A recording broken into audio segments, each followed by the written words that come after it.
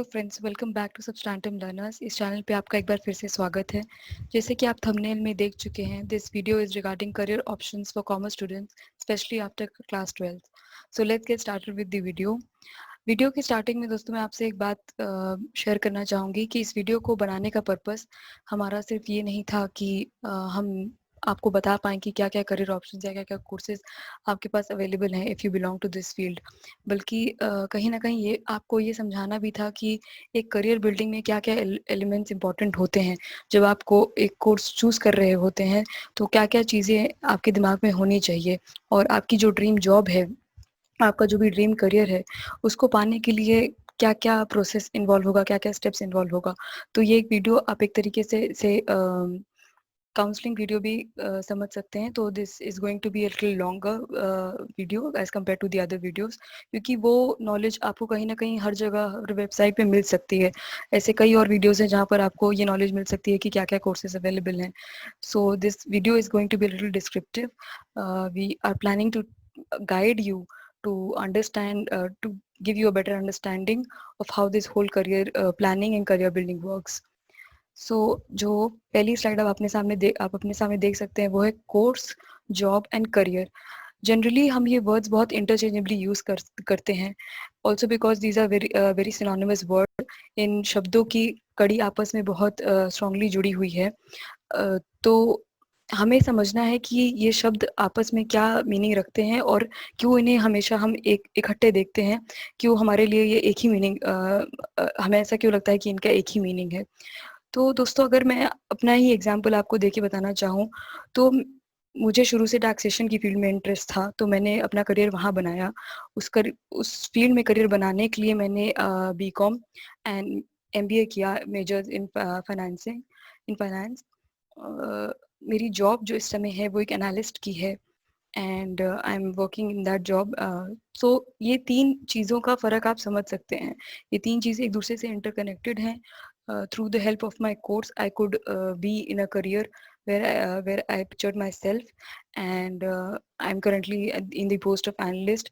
Maybe I'll get promoted to some other post after 2 years or 3 years. तो एक फ़र्क है इन तीनों चीज़ों का। ये तीनों कड़ियाँ आपस में जुड़ी ज़रूर हैं, लेकिन हमें शुरुआत से ये पता होना चाहिए कि हम किस चीज़ को लेकर गाइडेंस माँगे दूसरों से। सिर्फ़ ये ना पूछे कि मैं किस जॉब में जाऊँ, बल्कि इस चीज़ से स्टार्ट करें कि मैं क्या कोर्स चुनूँ, क्योंकि मेरा ड्रीम करियर ये है और उस ड्रीम करियर में क्या-क्या जॉब अपॉर्च्युनिटीज़ हैं। तो आपके पास कई अपॉर्च्युनिटीज़ खुली रहें पूरे उस करियर फील्ड की। तो ये डिफ़रेंस समझना बहुत ज़रूरी होता है दोस्तों। तो ये डिफ़रेंस अपने दिमाग में बनाए रखें। दूसरी चीज़ जो मैं कहना चाहूँगी वो ये है कि प्लान करना बहुत अर्ली स्टेज से, ये बहुत ही इम्पोर्टेंट है। I was very happy when I found out that students from class 12th they really want to know, they really want to get career advice. तो इस स्टेज से अगर आप इतने उत्सुकता दिखाते हैं और अपनी तैयारी इतनी मजबूत रखना चाहते हैं, तो ये बहुत ही अच्छी शुरुआत है आपके करियर की, क्योंकि जितने पहले से आप शुरुआत कर लेंगे उतना ज़्यादा समय आपको मिल जाएगा टू क्रिएट अ प्लान, अपना प्लान बनाने के लिए और उस पे काम करने के लिए। तो ये बहुत ज़रूरी है। तो आपके आस-पास भी जो दोस्त हैं जिन देख के आपको लगता है कि वो नहीं सोच रहे हैं इस बारे में, उनको भी आप मोटिवेट करें कि वो अभी से एक प्लान बनाना शुरू करें to list themselves career options, क्या-क्या करियर ऑप्शंस उन्हें दिखता है अपने लिए और किन-किन चीज़ों में उनको इंटरेस्ट है, तो उसके लिए प्रायोरिटाइज़ करें और स्मार्ट गोल्स सेट करें। तीसरी चीज़ जो मैं बताना चाहूँगी वो ये कि बेसिक्स का राइट होना बहुत ज़रूरी है। जैसे हम बोलते हैं कि एक बिल्डिंग के अच्छे मजबूती के लिए उसकी नींव मजबूत होना बहुत ज़रूरी है। उसी तरह हमारी आगे की पढ़ाई अच्छी हो, उसके लिए बहुत ज़रूरी है कि हमारे कॉन्सेप्चुअल बेस हमारा अच्छा हो, हमारे कॉन्सेप्ट्स क्लियर हों, चाहे वो आप किसी भी फील्ड के को क्यों ना बिलॉन्ग करते हों। अगर आपको आगे की पढ़ाई करनी है, अगर आपको अपना करियर सेट करना है, तो it's very important that your basic concepts are correct. उसके हिसाब से फिर आपकी आगे की पढ़ाई भी आसान हो जाती है। तो अभी आपके पास समय है। अगर ये स्टूडेंट्स जो ये वीडियो देख रहे हैं, अगर वो क्लास 11th में है, क्लास 12th में है, फॉर दैट मैटर अगर बीकॉम के अपने ग्रेजुएशन में भी हैं, तो भी आपके पास टाइम है कि आप पलट के जाएँ और अपने बाकी और सब्जेक्ट्स को जो आपके इतने फेवरेट नहीं भी हैं, उनको भी एटलीस्ट उठा के उनके बेसिक कॉन्सेप्ट्स अपने दिमाग में बैठा लें। चौथी चीज़ जो मैं आपको बोलनी चाहूँगी वो है डेवलपमेंट ऑफ स्किल सेट। तो दोस्तों जब भी हम रिक्रूटमेंट की बात करते हैं, जॉब की बात करते हैं, चाहे वो प्राइवेट सेक्टर में हो, चाहे वो गवर्नमेंट सेक्टर में हो, एक जो बहुत इम्पोर्टेंट चीज़ हम अक्सर सुनते हैं वो है स्किल सेट। हमेशा स्किल्ड लेबर और अनस्किल्ड लेबर की बात होती है, स्किल्ड पर्सन और अनस्किल्ड पर्सन की बात होती है। आज के टाइम में भी अगर आप भी किसी को रिक्रूट करने जाएँगे या आप भी अपने पैसा किसी को देने जाएँगे, तो आप ज़रूर ये देखेंगे कि इस बंदे में एजुकेशन के साथ-साथ क्या वो स्किल सेट है जो इस जॉब को करने के लिए ज़रूरी है। तो ये कहीं न कहीं बहुत इम्पोर्टेंट है और ये कोई ऐसी चीज़ नहीं है जो आपको शुरू से आती है, ये हम धीरे-धीरे डेवलप करते हैं। जैसे कि आप स्कूल में आते हैं तो धीरे-धीरे आपको सारे सब्जेक्ट्स आप पढ़ते हैं, वैसे ही स्किल सेट भी धीरे-धीरे डेवलप की जाती है। तो कहीं न कहीं अपने दिमाग में ये एक पॉइंट बना लें अपने करियर प्लान में, कहीं न कहीं ये बात लिख लें कि मुझे अपने बेसिक कोर्स और बेसिक पढ़ाई के अलावा स्किल सेट भी डेवलप करने हैं। एक बार आप ये बात कहीं नोट डाउन कर लेंगे, तो आपके दिमाग में ये हमेशा रहेगी और इसके ऊपर आप काम कर सकेंगे। तो क्योंकि स्किल्ड लेबर और स्किल्ड पर्सन की ही आगे आने वाले टाइम में वैल्यू होगी। अगर आपके पास सिर्फ एजुकेशन है, सिर्फ नॉलेज है लेकिन रिक्वायर्ड स्किल सेट नहीं है, तो आपको अपने लिए ड्रीम जॉब पा पाना बहुत मुश्किल हो जाएगा। 5th जो मेरा पॉइंट है वो है करियर एक्शन प्लान का। फ्रेंड्स ये बहुत ज़रूरी चीज़ है। अगर आप की कोई ड्रीम जॉब है या आप सीरियसली चाहते हैं कि आज से आने वाले 5 साल बाद या 10 साल बाद मैं एक सिक्योर्ड जॉब में रहूँ, मैं या मैं अपनी जिस फ़ील्ड में जाना चाहता हूँ इस फ़ील्ड में रहूँ, तो एक करियर एक्शन प्लान बनाना बहुत ज़रूरी है। करियर एक्शन प्लान में हम ये डिसाइड करते हैं कि किस सेक्टर में हम होंगे, क्योंकि हर सेक्टर के अंदर भी काफ़ी फ़ील्ड्स होती हैं। किस फ़ील्ड में मैं रहूँगा, क्या चीज़ है जो मुझे पसंद है, क्या मैं वही चीज़ करूँगा, क्या उस चीज़ में आगे ग्रोथ होगी कि नहीं, उस चीज़ को पाने के लिए मुझे क्या-क्या करना पड़ेगा, वो सारी चीज़ें हम एक करियर एक्शन प्लान में लिखते चलते हैं। जैसे कि क्या कोर्सेज़ मुझे करने हैं, क्या सर्टिफ़िकेशंस मुझे चाहिए, क्या मैंने इंटर्नशिप की है कि नहीं, क्या मेरा इंडस्ट्री एक्सपीरियंस है कि नहीं, ये सारी चीज़ें आपके करियर एक्शन प्लान में आती हैं। तो ज़रूर इसको कहीं नोट डाउन करें और इसको बनाने की शुरुआत एटलीस्ट करें। इसको बनाने के लिए मैं आपको कुछ गाइडेंस दे सकती हूँ, जैसे कि सबसे पहले आप नोट डाउन कर सकते हैं कि कौन-कौन से ऐसे सब्जेक्ट्स हैं मेरे जो स्ट्रॉन्ग हैं, कौन-कौन से ऐसे सब्जेक्ट्स हैं जिनमें मुझे बहुत इंटरेस्ट है। तो मैं वो नोट डाउन करूँगी। उसके बाद मैं देखूँगी कि उन सब्जेक्ट से रिलेटेड कौन-कौन से फ़ील्ड्स हैं, जिनमें अभी करंटली जॉब है। कौन-कौन सी हाईएस्ट पेड जॉब्स हैं, कौन-कौन सी ऐसी जॉब्स हैं जिनमें मैं जो चाहती हूँ, if I am looking for money am I going to get enough money? If I am looking for experience am I going to get enough experience? तो मैं उस उनको नोट डाउन करूँगी। फिर मैं देखूँगी कि उन जॉब के लिए रिक्वायरमेंट्स क्या-क्या हैं।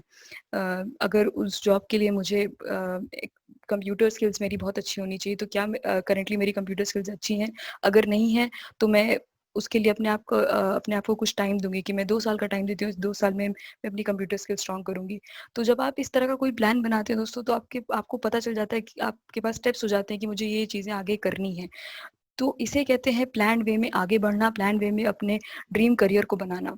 तो इसलिए career action plan is very important. सिर्फ़ बातों से कुछ नहीं होता, सिर्फ़ आपके दिमाग में रखने से भले ही आपको कॉन्फिडेंस मिलेगा, लेकिन अगर जब आप इसको एक डॉक्यूमेंटाइज़ फॉर्म में अपने सामने देखते हैं किसी पेपर में या किसी भी जगह पर, तो तब आपको ज़ील होती है कि हाँ, मैं इस चीज़ के ऊपर और काम करूँ, हाँ, ये चीज़ हो चुकी है, अब मुझे नेक्स्ट स्टेप पे आगे बढ़ना है। तो ये कहीं न कहीं अपने दिमाग में ज़रूर रखें। लास्ट स्टेप जो मैं आपको बोलूँगी वो ये है कि करियर एडवाइज़र, मेंटर और गाइड। एक मेंटर की बहुत ज़्यादा ज़रूरत होती है जब आप करियर बिल्डिंग की बात करते हैं तो। जैसे कि आप किसी कोई भी बच्चा बिना टीचर के स्कूल में आगे पढ़ाई नहीं कर सकता। उसी तरह करियर बनाने के लिए अगर आपके पास कोई मेंटर है, कोई गाइड है, जो आपको बता सके कि आपके लिए क्या चीज़ सही है, क्या चीज़ गलत और कहाँ आप कोई गलती करने वाले हैं, किस फ़ील्ड में आपको जाना चाहिए और किस इंटरव्यू के लिए आपको बैठना चाहिए। अगर कोई ऐसा बंदा है जो जिसके पास ज़्यादा एक्सपीरियंस है और जिसने आपको क्लोज़ली स्टडी भी किया है, जो आपको जानता है कि आपके स्ट्रॉन्ग पॉइंट्स ये हैं, आपके वीक पॉइंट्स ये हैं। अगर ऐसा कोई बंदा आपके आस-पास है, तो उसको आप रीच आउट करिए, उसको आप बोलिए कि प्लीज़ सर और ma'am please guide me, please mentor me and that person will really help you. Once he will get कि आपके अंदर वो मोटिवेशन है, वो इंस्पिरेशन है कि आप इस फील्ड में आगे बढ़ना चाहते हैं, तो वो बंदा भी आपकी हेल्प ज़रूर करेगा।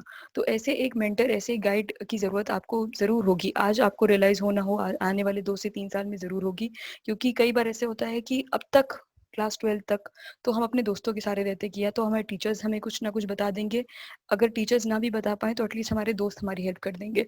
बट इसके बाद की जो प्लानिंग रहती है, कहीं न कहीं कुछ दोस्त हमारे उतने ही उलझे होते हैं जितने कि हम।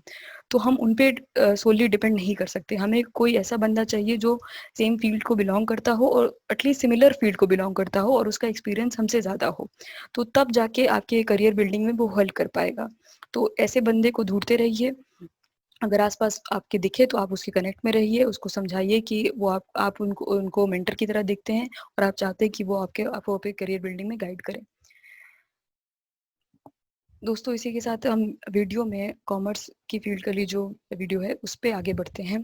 First of all I would like to congratulate all of you जिन्होंने ये फील्ड ली है।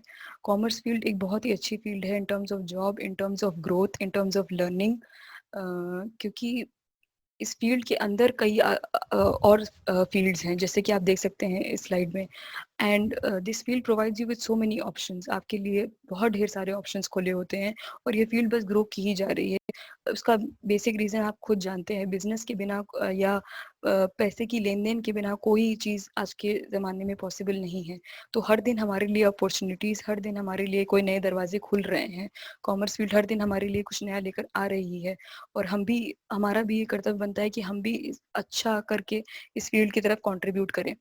तो congratulations, give a PAT two yourself कि आपने इतनी अच्छी फील्ड चुनी है। मैं बिना डाउट के कह सकती हूँ कि आप सभी जो वीडियो देख रहे हैं एक अच्छा करियर बना पाएंगे। तो अगर आप देख सके सबसे मेजर फील्ड्स जो है कॉमर्स की जिसमें हम डिवाइड कर सकते हैं टू फॉर बेटर अंडरस्टैंडिंग कि किस फील्ड में मुझे जाना है, क्योंकि कॉमर्स फील्ड में अगर आप कहेंगे कि मुझे कॉमर्स फील्ड में जॉब चाहिए, that is a very broad circle. आपको कहीं ना कहीं रिफाइन करना पड़ेगा, किसी एक फील्ड को पकड़ना पड़ेगा कि हाँ इस फील्ड में मेरा इंटरेस्ट ज़्यादा है। तो ये फील्ड्स आपके सब्जेक्ट्स के अकॉर्डिंगली डिवाइड हुई हैं। इन सब्जेक्ट्स को आपने पढ़ा है या आने वाले टाइम में आप इन सब्जेक्ट्स को पढ़ेंगे। तो ये है accounting, marketing, economics, management and finance.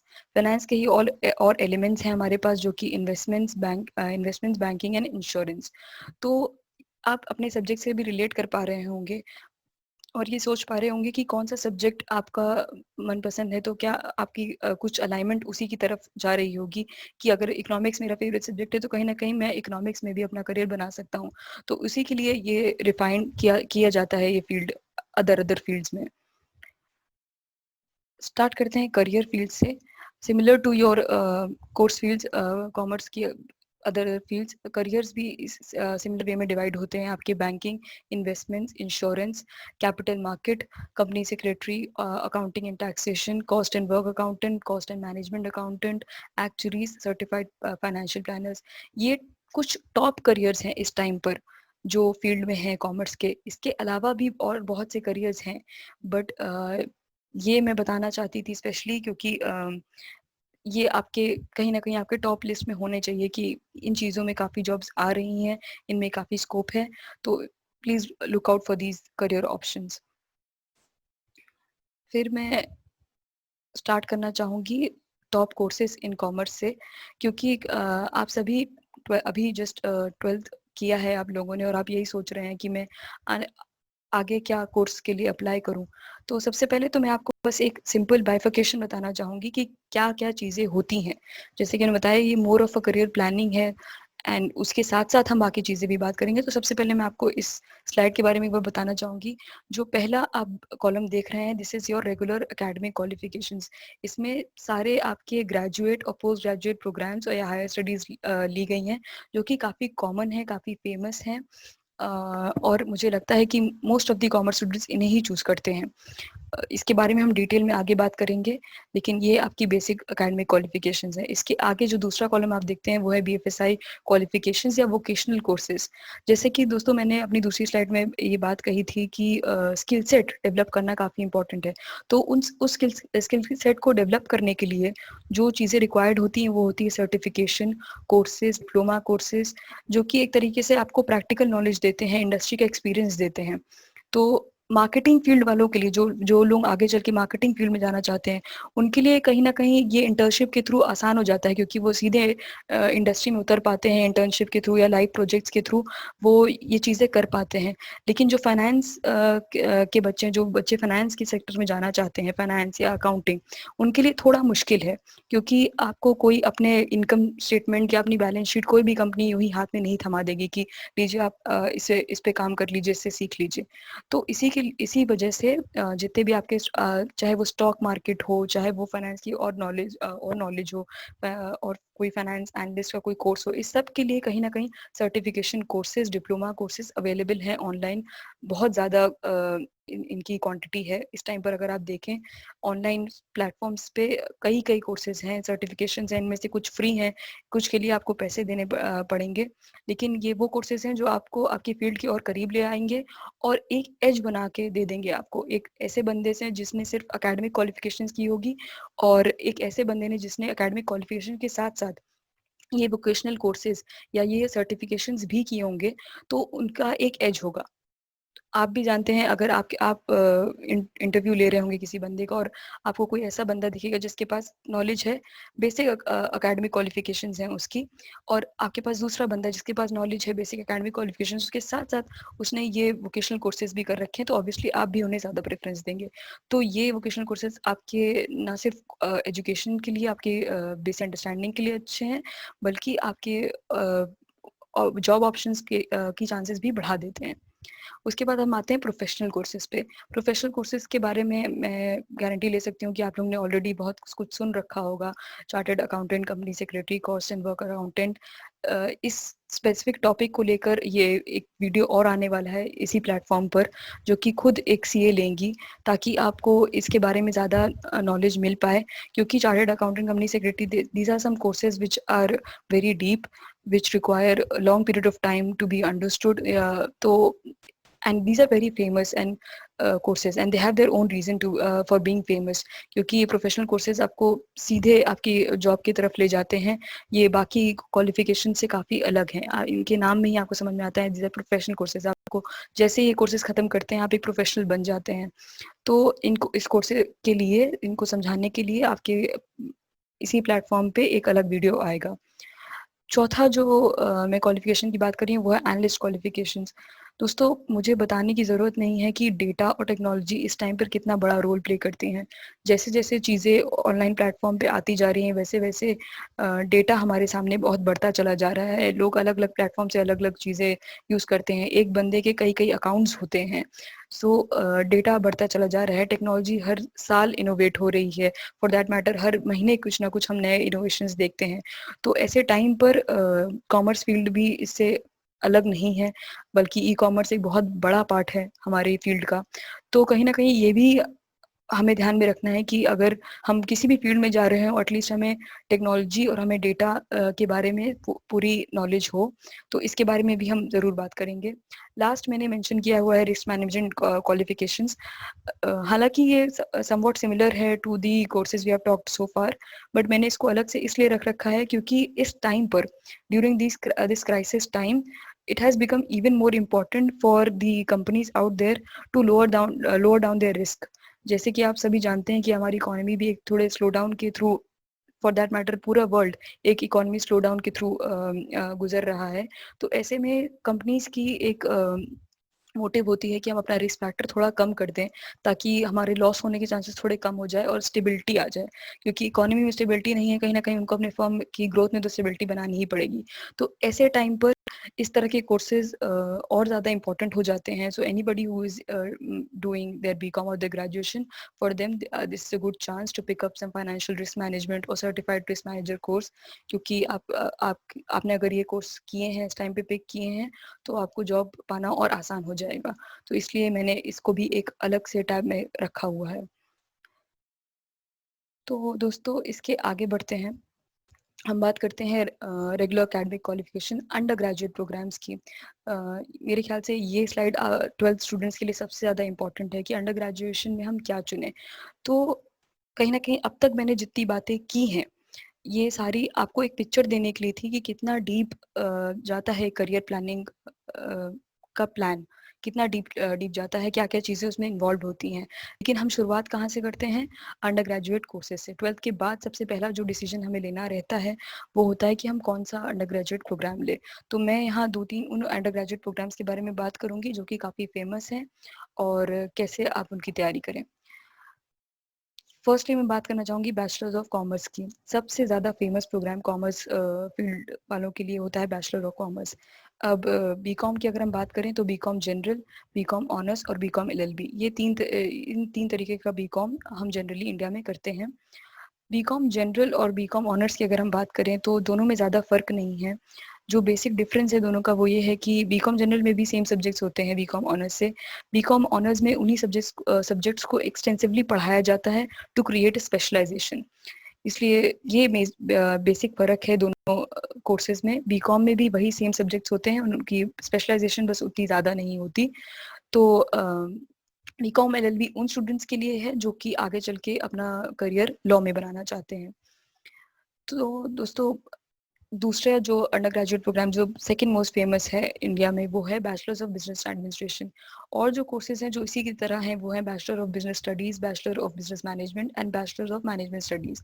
आप देख रहे होंगे कि मैंने इन सबको एक ही उसमें क्लब किया है। वो इसलिए क्योंकि ये कोर्सेज किसी न किसी हद तक सेम हैं, सिमिलर हैं इन terms of their subjects, in terms of their exposure, in terms of their job opportunities, काफ़ी हद तक सिमिलर हैं। अब जो सबसे बड़ा सवाल आता है वो ये है कि हम बीकॉम और बीबीए में से या बीबीएस बीबीएम में से किसको चुनें। दोनों के अपने फ़ायदे और अपने नुकसान हैं। बीकॉम का फ़ायदा ये है कि बीकॉम आपके लिए आने वाले टाइम में पोस्ट ग्रेजुएशन और उसके आगे की पढ़ाई के लिए सारे ऑप्शंस खुला रखता है। और उसका ड्रॉबैक ये है कि आपको इंडस्ट्री एक्सपीरियंस इतना नहीं मिलने पाता, क्योंकि इंटर्नशिप या किसी फर्म के साथ किसी भी तरह का काम, कोई लाइव प्रोजेक्ट उसमें इन्वॉल्व नहीं होता, तो वो कहीं ना कहीं एब्सेंट रहता है। वहीं हम देखें बीबीए, बीबीएस, बीबीएम जैसे कोर्सेज में आपकी आने वाली फील्ड तो कुछ रिस्ट्रिक्ट हो जाती हैं, इतनी खुली नहीं रहती, लेकिन आपका इंडस्ट्री एक्सपीरियंस बढ़ जाता है, क्योंकि आपको इंटर्नशिप करने का मौका मिलता है, आपको लाइव प्रोजेक्ट करने का मौका मिलता है। तो दोनों के अपने प्रोज और कॉन्स हैं।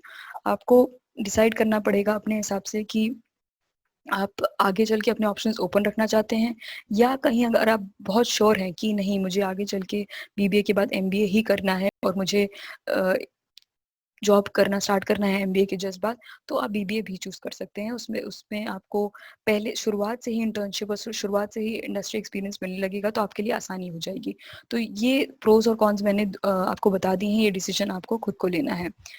बात करें यार कॉलेज एंड यूनिवर्सिटीज़ की, तो काफ़ी हद तक सेंट्रल यूनिवर्सिटीज़ आप हमारी पहली प्रायोरिटी रहती हैं जब हम बात करें बीकॉम और बीबीए की तो। और बीकॉम के लिए स्पेशली जो सबसे फेमस यूनिवर्सिटी है वो दिल्ली यूनिवर्सिटीज़, उनके एफिलिएटेड जो कॉलेजेस हैं, top colleges, SRCC, Hansraj, Hindu college, ये कहीं ना कहीं हर वो बच्चा जो बीकॉम करना चाहता है उनके एक लिस्ट पे रहते हैं, उनके लिए टॉप लिस्ट पे रहते हैं ये कॉलेजेस। एंड बट इनके अलावा भी और कॉलेजेस हैं, क्योंकि ऑब्वियस सी बात है लिमिटेड सीट्स रहती हैं, तो ज़रूरी नहीं है कि हर बच्चा उसमें चला ही जाए। तो इन टॉप कॉलेजेस के अलावा भी और सेंट्रल यूनिवर्सिटीज़ रहती हैं और एफिलिएटेड कॉलेजेस रहते हैं। अंडर ग्रेजुएट प्रोग्राम के लिए आपको परेशान होने की ज़रूरत नहीं है। जहाँ जिस भी स्टेट या जिस भी सिटी को आप बिलोंग करते हैं, वहाँ काफ़ी ऐसे कॉलेजेस हैं जो कि आपको ये सब्जेक्ट्स देते हैं एनरोल होने के लिए। एंट्रेंस की अगर मैं बात करूँ कि किस तरह से एंट्रेंस होता है इन कॉलेजेस या यूनिवर्सिटीज़ में, तो जनरली कट ऑफ के बेसिस पे, स्पेशली डीयू, जैसा आपका रिजल्ट जाएगा 12th का, based on your percentage cut off decide होती है और उस हिसाब से आपको कॉलेज मिलता है। ऊंची रैंक का कॉलेज में हमेशा कट ऑफ हाई होता है, उससे नीचे रैंक का कॉलेज मतलब उससे थोड़ी सी लोअर कट ऑफ। इस तरह से आपका हर कॉलेज अपनी कट ऑफ डिसाइड करता है, और आपका जो परसेंटेज आया है अगर उस कट ऑफ से मैच करता है तो आप उस कॉलेज में चले जाएंगे। कुछ यूनिवर्सिटीज़ और कुछ कॉलेजेस ऐसे होते हैं जो खुद का ही एंट्रेंस एग्जामिनेशन रखते हैं, तो आप उन यूनिवर्सिटीज़ के लिए भी तैयार कर सकते हैं। और मेरा इनफैक्ट ये मानना रहेगा कि even if you are very sure कि मेरा अच्छा परसेंटेज आ जाएगा, मुझे टॉप इस कॉलेज में एडमिशन मिल जाएगा, तब भी कोई बुराई नहीं है कि आप किसी एग्जामिनेशन की तैयारी करके रखें। It's good. एंड स्पेशली ये एग्ज़ाम्स बहुत टफ नहीं है। ये एंट्रेंस एग्ज़ाम्स काफ़ी इजी होते हैं, महीने 2 महीने में आप इनकी तैयारी कर सकते हैं। ये सिर्फ आपका बेसिक नॉलेज चेक करते हैं, जो आपने 11th-12th में जितनी भी पढ़ाई की है कॉमर्स, इकोनॉमिक्स, अकाउंट्स में, ये सिर्फ वो चेक करते हैं। तो आप बस 2 महीने ये रिवाइज़ करें और आप एंट्रेंस एग्ज़ाम को आप क्लियर कर ले जाएंगे। अगर दोस्तों बात करें अंडर ग्रेजुएट प्रोग्राम्स में जॉब्स की, तो मैं आपको एक रियलिटी चेक देना चाहूँगी, क्योंकि मैं ये वीडियो थोड़ा रियल रखना चाहती हूँ, आपको ऐसी बातें नहीं बताना चाहती जो कि प्रैक्टिकली पॉसिबल ना हो। सिर्फ टॉप कॉलेजेस में ऐसा होता है कि हम रिक्रूटर्स आते हैं और बच्चों को रिक्रूट करके जाते हैं बीकॉम के बाद। टॉप कॉलेजेस को अगर आप छोड़ दें, आप निजी कॉलेजेस पे आ जाएँ, तो जनरली हम रिक्रूटमेंट ज़्यादातर नहीं देखते। जो देखते हैं भी वो उन स्टूडेंट्स का जो साथ-साथ, जैसे मैंने आपको बताया, काफ़ी और अदर प्रोफेशनल कोर्सेज़ या वोकेशनल कोर्सेज़ करते आ रहे हैं, उन बच्चों का हम रिक्रूटमेंट देखते हैं। जनरली अंडर ग्रेजुएट प्रोग्राम सिर्फ़ आपको कहीं न कहीं बेस नॉलेज बढ़ाने के लिए होता है, ना कि आपको रिक्रूटमेंट देने के लिए। या आप ये कह सकते हैं कि इंडिया का मार्केट ऐसा है, because of our population and because of the current condition, हमारे पास जॉब्स तुरंत अंडर ग्रेजुएट प्रोग्राम के बाद नहीं होती हैं। तो keep your expectations that wage only, don't keep very high expectations कि मुझे ग्रेजुएशन के बाद ही मिल जाएगा। ज़रूर ट्राई ज़रूर करें उस चीज़ के लिए, लेकिन दिल छोटा नहीं करें, क्योंकि this is the general phenomena, ये हमेशा से ऐसे ही होता आया है। जो कुछ टॉप कॉलेजेस के रिक्रूटर्स हैं उनके मैंने नाम लिख रखे हैं यहाँ पर, ICICI, SBI, KPMG, Deloitte, EY, top जो आपकी बिग 4 कंपनीज़ हैं वो। ये सारी कंपनीज़ कुछ टॉप कॉलेजेस में जाती हैं फॉर रिक्रूटिंग स्टूडेंट्स, और जो जॉब्स वो इन स्टूडेंट्स को देती हैं वो जनरली रहती है financial analyst, accounts manager, business consultant, business executive, financial consultant. ये पैकेज कहीं ना कहीं 2 लाख से शुरू होके 4 साढ़े 4 लाख के तक जाता है। इट ऑल्सो डिपेंड्स कि उस साल इकोनॉमी कैसे चल रही है, और विद एवरी ईयर ये इंक्रीज होता है ये पैकेज। एंड बेनिफिट्स एक्चुअली इसके सिर्फ ये होंगे कि आप बहुत शुरुआत से आप एक फील्ड में घुस जाएंगे और अपना करियर उस फील्ड में बनाना शुरू कर देंगे। बट इन केस अगर आप को तुरंत अंडर ग्रेजुएट प्रोग्राम के बाद अगर जॉब नहीं भी मिलती है, डोंट गेट डिसहार्टेंड, क्योंकि 80% को मैं जहाँ तक जानती हूँ उनको नहीं मिलती, वो किसी पोस्ट ग्रेजुएट प्रोग्राम के लिए ही तैयारी शुरू करते हैं। So you don't need to get worry about that. आगे मैं बात करना चाहूँगी पोस्ट ग्रेजुएट प्रोग्राम और हायर स्टडीज़ की। जैसे कि मैंने आपको ऑलरेडी बता दिया कि during your graduation only you have to make your career action plan. आप फर्स्ट ईयर सेकेंड ईयर से ही स्टार्ट कर दीजिए, समझना कि कौन सा सब्जेक्ट ऐसा है जो मुझे पसंद है, और उसके साथ ही वोकेशनल कोर्सेज करते रहिए। जब आप ये करते रहेंगे तो आपको खुद ही समझ में आ जाएगा कि आपको आगे चल के किस फील्ड में जाना है, तो आपका करियर खुद ब खुद डिसाइड हो जाएगा। आपको ये सोचने की ज़रूरत भी नहीं पड़ेगी कि मैं किस जगह जाऊँ और किस जगह ना जाऊँ। मैंने इस स्लाइड में उन करियर ऑप्शंस की बात की है जो कि काफ़ी कॉमन है कॉमर्स स्टूडेंट्स के लिए, जो हम काफ़ी हद तक सुनते रहते हैं। तो सबसे पहले तो आता है हमारा MBA, that is masters of business administration, and PGDM, जो कि एक इक्विवेलेंट ही कोर्स है, post graduation and diploma in management. तो ये कोर्सेज बहुत ही फेमस हैं BCom के बाद और BBA के बाद। जनरली स्टूडेंट्स इन्हीं की तरफ रुख करते हैं, और इनके एंट्रेंस एग्ज़ाम्स जो होते हैं वो काफ़ी अलग-अलग एंट्रेंस एग्ज़ामिनेशंस हैं, डिपेंडिंग ऑन आप किस कॉलेज के लिए चाह रहे हैं अप्लाई करना। ये कॉलेजेस टायर्स में बटे हुए हैं, tier 1, tier 2, tier 3, depending on their ranking. हर साल इनकी रैंक निकलती है, तो आपको मैं लिंक डिस्क्रिप्शन बॉक्स में मेंशन कर दूँगी, उसमें आप जाके फर्दर पढ़ सकते हैं। और अगर आपको एक्चुअली में MBA और PGDM करना है, तो ज़रूर वो लिंक डिस्क्रिप्शन चेक करें और लिस्ट बना लें कि मुझे इनमें से कौन से एग्जामिनेशंस देने हैं, और उसकी तैयारी अपने ग्रेजुएशन में ही स्टार्ट कर दें। क्योंकि जितनी जल्दी आप तैयारी स्टार्ट करेंगे उतने ही चांसेस आपके बढ़ जाएंगे, क्योंकि उतना ही टाइम आपको ज़्यादा मिल जाएगा। तो CAT, ZAT, CMAT, GMAT, some these are very common and very famous entrance examinations for MBA and PGDM, जो जनरली लोग करते हैं। टायर ऑफ कॉलेजेस एक्चुअली बहुत इंपॉर्टेंट है जब हम बात करते हैं MBA और PGDM की, क्योंकि इन्हीं पे डिपेंड करता है कि किस तरह की कंपनीज आपको रिक्रूट करने के लिए आएंगी, किस तरह की पढ़ाई आपको मिलेगी, किस तरह की फैसिलिटीज़ आपको मिलेंगी। तो इसलिए कहीं न कहीं आपके लिए इम्पोर्टेंट है कि आप ग्रेजुएशन में ही डिसाइड कर लें, ग्रेजुएशन के सेकंड ईयर, थर्ड ईयर में ही। अगर आपको MBA आगे चल के करना है, अगर आपको PGDM आगे चल के करना है, तो आप तभी डिसाइड कर लें कि किस टायर कॉलेज के लिए मैं एम कर रहा हूँ, कौन-सा टायर ऑफ कॉलेज मेरे लिए अचीवेबल है। पहले ही एम कर लें और उसके हिसाब से अपनी तैयारी करें, और सिर्फ एक एग्ज़ाम ना दें, सारे एग्ज़ाम्स दें, जितने भी एंट्रेंस एग्ज़ाम होते हैं, इसके अलावा भी और एंट्रेंस एग्ज़ामिनेशन होते हैं उसे उन्हें भी दें, ताकि आपके लिए ऑप्शन खुला रहे। MBA के बारे में मैं आपको डिटेल में, अगर आपको और कुछ जानना है तो मैं अलग से एक वीडियो में आपको समझा सकती हूँ। इसमें मैं थोड़ा शॉर्ट रखना चाहूँगी कि MBA में अगर सबसे इम्पोर्टेंट चीज़ अगर कुछ होती है तो वो होती है इंटर्नशिप। इंटर्नशिप के बेसिस पे ही आपको आपके आने वाला पैकेज, आपको आने वाला रिक्रूटमेंट होता है, क्योंकि वो आपका फर्स्ट इंडस्ट्री एक्सपीरियंस हो जाता है, इन केस अगर आपने BCom में इंटर्नशिप नहीं की है तो। तो कोशिश करें कि आपकी जो इंटर्नशिप होने वाली है वो ऐसी फील्ड में ही हो जिस फील्ड में आपको जॉब चाहिए, और उस इंटर्नशिप के दौरान पूरी मेहनत करिए कि आपको इंडस्ट्री एक्सपीरियंस जो आपका फर्स्ट है वो बहुत अच्छा जाए, आप एक स्ट्रॉन्ग इम्पैक्ट बनाएं, सीरियस होकर इंटर्नशिप करिए। और जब आपकी इंटर्नशिप होती है कई बार आपको पीपीओ भी मिल जाता है। PPO is your pre placement offer, मतलब जिस कंपनी के साथ आप इंटर्नशिप कर रहे होते हैं, जिनके लिए आप काम कर रहे होते हैं पढ़ाई के साथ साथ, वही कंपनी आपको ऑफर दे देती है कहते हुए कि हमें आपका काम पसंद आया है, आप हमारी कंपनी ज्वाइन करें फला फला पोस्ट पर। तो अगर आपके साथ ऐसा होता है तो बहुत ही अच्छी बात है।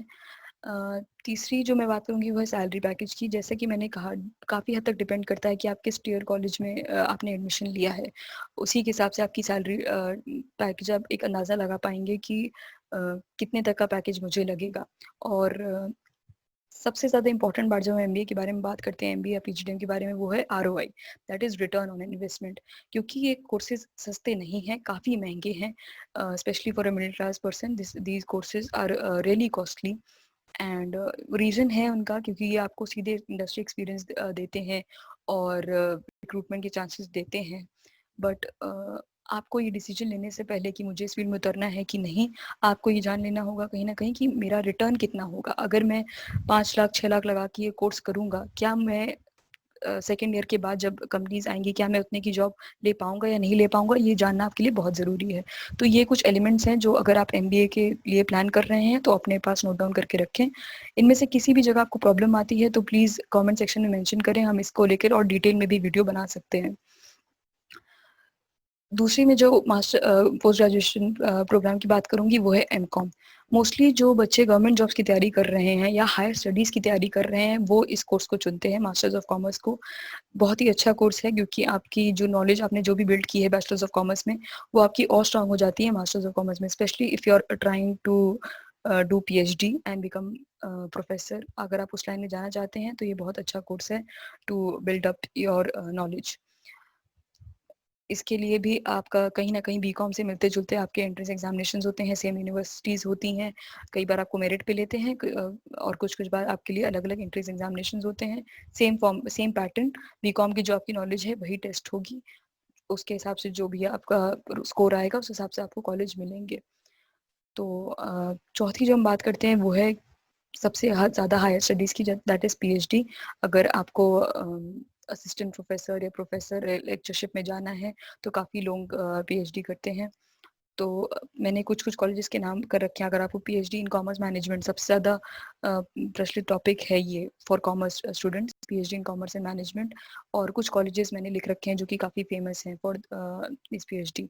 एंड इफ़ यू वांट कि हम इसमें और डिटेल में आपको कुछ बताएं तो आप कमेंट सेक्शन में मेंशन कर सकते हैं। हम कोशिश करेंगे कि इतना डिटेल्ड हम इसमें जा सकें, कितनी डिटेल आपको नॉलेज दे सकें। जॉब अपॉर्चुनिटीज़ मैंने, जैसे कि आपने देखा, मैंने ऑलरेडी लिख दी हैं।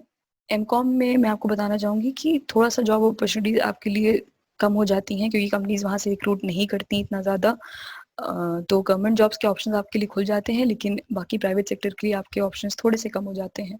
लेकिन जनरली जैसे मैंने आपको बताया कि स्टूडेंट्स तभी एमकॉम चूज़ करते हैं जब उन्हें आगे या तो गवर्नमेंट जॉब या तो पीएचडी की तैयारी करनी होती है। इसके बाद दोस्तों, जितनी भी मैंने अभी तक बात की है उसी को मैंने कहीं न कहीं समराइज़ करने की मैं कोशिश करूँगी कि ग्रेजुएशन, पोस्ट ग्रेजुएशन, आपका 12th के बाद इमीडिएट पाथ क्या होना चाहिए। सबसे पहली चीज़, अपना कॉलेज वाइज़ ही चूज़ करें। एक बार जब आपने ये सारी चीज़ें पढ़ ली, आपने ये समझ लिया कि क्या-क्या कोर्सेज़ मेरे पास अवेलेबल हैं, कॉलेज ज़रूर एक लिस्ट बनाएँ कि ये लिस्ट ऑफ कॉलेज है जो मुझे जाना है। एक बार आपने कोर्स अगर डिसाइड कर लिया, अगर मैंने डिसाइड कर लिया कि मुझे बीकॉम में जाना है, तो मैं एक बार लिस्ट ऑफ कॉलेजेस बनाऊँगी कि ये इस कॉलेज में मुझे एडमिशन चाहिए, एटलीस्ट 5 से 10 कॉलेज उसमें हों। और जब एक बार मेरा उस कॉलेज में एडमिशन हो जाता है, तब मैं during that study period of time for 3 years, क्योंकि अंडर ग्रेजुएट प्रोग्राम 3 साल का होता है, तो आपके पास काफ़ी टाइम है कि आप पढ़ाई के साथ-साथ भी कुछ कर सकें। ड्यूरिंग दैट टाइम मैं अपनी सर्टिफिकेशंस करूँगी, स्किल सेट डेवलप करूँगी, जो बात मैंने आपको पहले ही बताई है। एक्स्ट्रा करिकुलर एक्टिविटी ज़रूर करें क्योंकि ये टाइम बहुत अच्छा होता है आपके अंडर ग्रेजुएट प्रोग्राम जो आप कर रहे होते हैं, आप काफ़ी अच्छी मेमोरीज़ बनाते हैं, तो कभी भी ऐसा ना करें कि बुक फॉर्म बन के रह जाएं, सिर्फ किताबी कीड़े की तरह सिर्फ किताब पढ़ते रह जाएं। एक्स्ट्रा करिकुलर एक्टिविटीज़ में भी पार्ट लें, क्योंकि इससे एक फ़ायदा आपकी यादें तो जो बनेंगी वो बनेंगी ही, एक फ़ायदा जो सबसे ज़्यादा आपका होगा वो होगा रिज्यूमे में, आपके सीवी में। आप लिख सकेंगे कि मैंने ड्यूरिंग माय ग्रेजुएशन मैंने ये चीज़ें की, जो कि बहुत ही अच्छा इम्पैक्ट छोड़ती हैं। मैं अपने पर्सनल एक्सपीरियंस से बता सकती हूँ। एक और जो पॉइंट मैं कहना चाहूँगी, इंटर्नशिप ज़रूर करें, एटलीस्ट ट्राई करें, even if your college does not provide you with the program of internship. अपनी तरफ से ट्राई करें कि किसी बिजनेस में मुझे कुछ जॉब करने की कुछ काम करने की या किसी तरह से हेल्प करने का मौका मिल जाए। चाहे आप बीकॉम कर रहे हो, चाहे आप बीबीए कर रहे हो, चाहे आपका कॉलेज आपको इस चीज़ में हेल्प करे, चाहे नहीं करे, अपने आस-पास देखिए, लोगों से हिचकिए मत, पूछिए कि क्या मैं किसी तरह से इंटर्नशिप कर सकता हूँ आपकी कंपनी में या आपके ऑफ़िस में, किसी तरह से आप मुझे कोई भी काम दे दें, मैं करना चाहूँगा। तो उससे होगा क्या कि आपको एक इंडस्ट्री एक्सपीरियंस मिलेगा, आप एक एज बना लेंगे as compare to your other friends. और आप समझ पाएँगे कि एक ऑफ़िस का कल्चर कैसे होता है, कैसे काम होता है, कि एक पर्टिकुलर फ़ील्ड में क्या-क्या चीज़ें इन्वॉल्व होती हैं। तो ज़रूर करें इंटर्नशिप। अपने करियर एक्शन प्लान में ये बोल्ड लेटर्स में लिखें कि मुझे किसी भी हालत में, चाहे महीने भर के लिए, चाहे 2 महीने के लिए, लेकिन मुझे इंटर्नशिप करनी ज़रूर है। ग्रेजुएशन के दौरान ही पोस्ट ग्रेजुएशन का प्लान करना शुरू कर दें, क्योंकि मैंने कई बार देखा है कि लोग जब बीकॉम हो जाता है तब सोच में पड़ते हैं कि मैं कौन-सा पोस्ट ग्रेजुएशन प्लान लूँ, तो वो अच्छा सही तरीका नहीं है। ग्रेजुएशन के टाइम पे ही पोस्ट ग्रेजुएशन का प्लान करना शुरू कर दें। प्रोफेशनल कोर्सेज़ अगर आपको करने हैं सीए, सीएस, तो उसकी तैयारी ग्रेजुएशन के साथ-साथ ही करें, क्योंकि आपके पास अच्छा बैकअप रहेगा कि आप एक ग्रेजुएशन कोर्स भी कर रहे हैं साथ-साथ। और सेक्टर्स को, जैसे मैंने कि स्टार्टिंग में आपको कहा, रिफाइन कर लें। अभी जितने भी सेक्टर्स मैंने आपको पहली दूसरी या तीसरी स्लाइड में पढ़ाए थे, बैंकिंग, इंश्योरेंस, रिफाइन करें कि कौन से सेक्टर में मुझे जाना है, किसमें मुझे इंटरेस्ट है। उन सेक्टर्स में 2-3 रोल्स देखें कि ये रोल्स, ये जॉब्स अवेलेबल होती हैं, इनमें से कौन सी ऐसी है जो मुझे सूट कर रही है। और ये तो हो गई प्राइवेट सेक्टर की बात। अगर आपको गवर्नमेंट एग्जामिनेशन जाना है तो 2-3 गवर्नमेंट एग्जामिनेशंस की लिस्ट बनाएं कि मुझे ये गवर्नमेंट एग्जाम्स की तैयारी करनी है। ये प्लान अगर आप ग्रेजुएशन के साथ-साथ ही कर लेंगे, आपके आने वाला सफ़र सिंपल हो जाएगा, ईज़ी हो जाएगा। आधे सफ़र आप ऑलरेडी तय कर चुके होंगे। तो ये मेरे सारे पॉइंट्स हैं कि ग्रेजुएशन के टाइम पे आप ये ज़रूर करें। फिर मैं आपको बताना चाहूँगी कि टॉप पेइंग जॉब्स क्या-क्या हैं कॉमर्स फ़ील्ड की। तो दोस्तों, मैंने जैसे कि आपको करियर के वीडियो के स्टार्टिंग में ही कांग्रेचुलेट किया था, वो इसलिए क्योंकि कॉमर्स फ़ील्ड आपको बहुत अच्छा पे करती है। अब पे करने के जब मैं बोलती हूँ पेमेंट शब्द, वो सिर्फ मनी के टर्म्स में नहीं बोल रही हूँ। मनी टर्म तो ऑब्वियसली इन्वॉल्वड है, क्योंकि हमारा पूरा बिज़नेस हमारा पूरा सेक्टर ही बेस्ड ऑन मनी ही है। लेकिन पैसे के अलावा भी in terms of experience, in terms of knowledge and growth, ये बहुत ही अच्छी फ़ील्ड है। आप रोज़ कुछ नया सीखेंगे, और कभी भी कोई लिमिटेशन नहीं होगी कि आप सिर्फ़ इतना सीख के रुक जाएँ, मेरी फ़ील्ड में कुछ और आगे नहीं है सीखने को।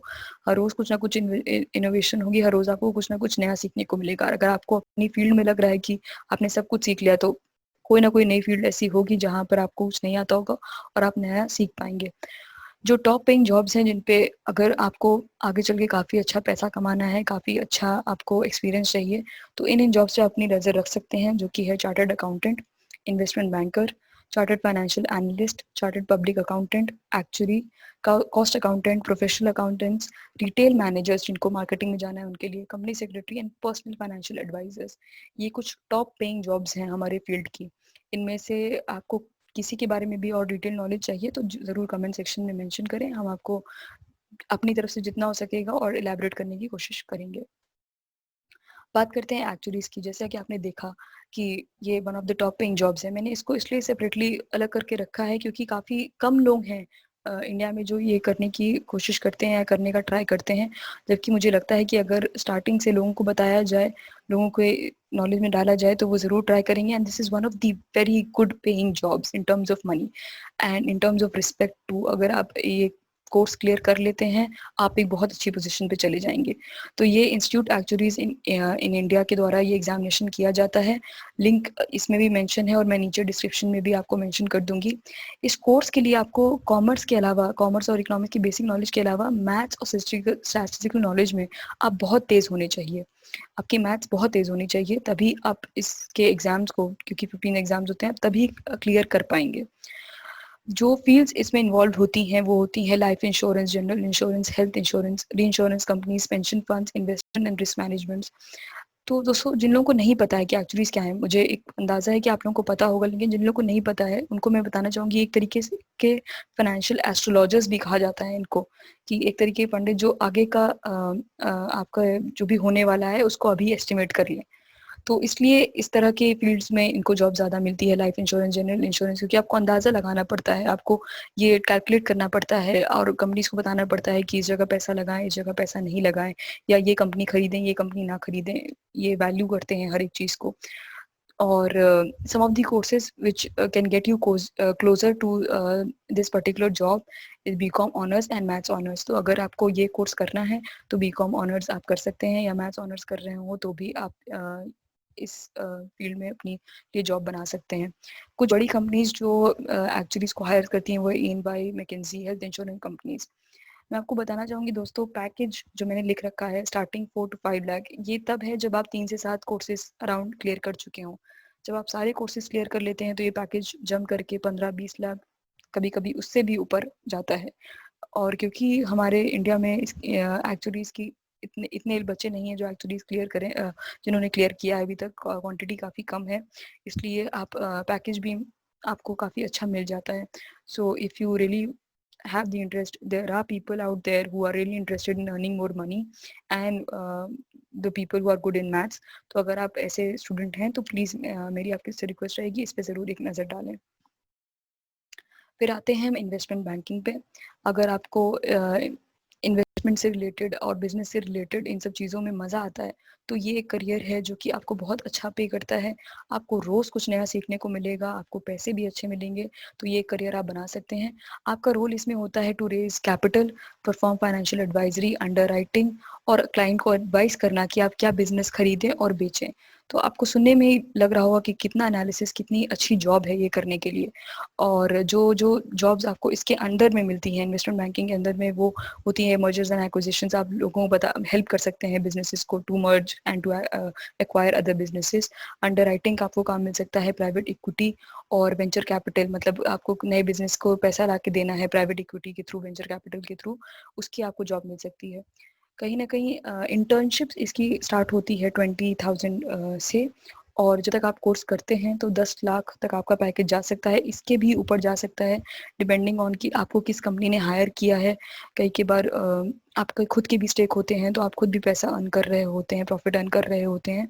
तो ये काफ़ी अच्छा सेक्टर है अगर आप को इसमें जाना है तो।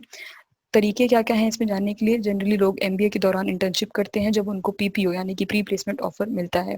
तो अगर आपको इस फील्ड में जाना है तो एमबीए की स्टार्टिंग से ही आप बोल दें कि मुझे एमबीए in इन्वेस्टमेंट बैंकिंग करना है। आपको कॉलेजेस मिल जाएंगे जो कि आपको स्पेशली एमबीए इन्वेस्टमेंट बैंकिंग करवाएंगे, आपको डिटेल नॉलेज देंगे, डिटेल स्टडी करवाएंगे इन्वेस्टमेंट बैंकिंग की। आपके पास कंपनीज भी वही आएंगी जो कि एक इन्वेस्टमेंट बैंकर ढूंढ रही होंगी, तो आपको प्री प्लेसमेंट ऑफर भी या इंटर्नशिप भी उन्हीं के साथ करने का मौका मिलेगा।